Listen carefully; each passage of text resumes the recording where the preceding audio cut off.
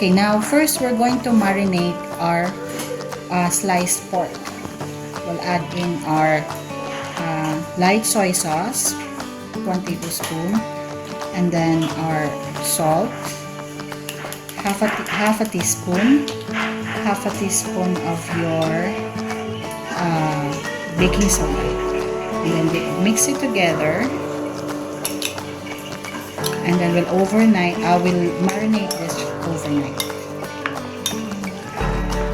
Okay, now we'll start our breading. So get our pork, dip it into our beaten egg, and then into the flour.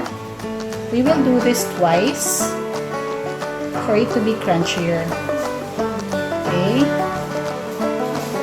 then another dip. Okay, make sure it's fully coated. And then one last dip to our flour, and then we'll have it deep fried. Okay, now our pot with oil is already hot, so we'll start frying it. Okay, make sure you don't overcrowd your pan. Okay, checking on our pork, it's almost cooked, but we have to cook it around 2 minutes more until it achieves the crispy golden brown that we wanted. And during this time, you can already start cooking your sauce. Okay, our pork is already cooked and it's perfectly golden brown. So we will take this out and put it in our paper towel. As you can see, it's golden brown. Now we're going to start making our sauce. Put in the pan our vinegar, ketchup,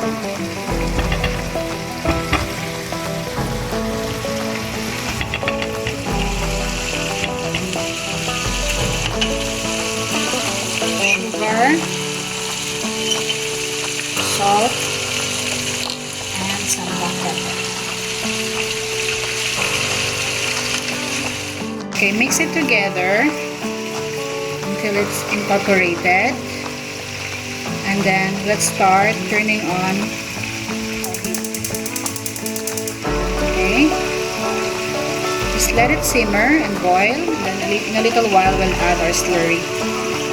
It's already boiling, so we'll add just gradually of the slurry. I'm adding just 2 teaspoons, and then mix it until it's thickened. Okay.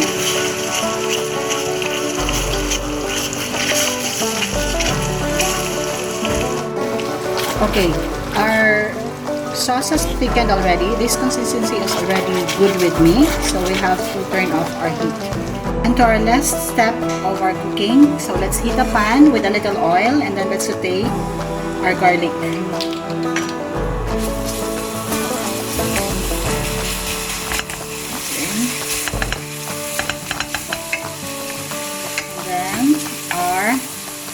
Black pepper.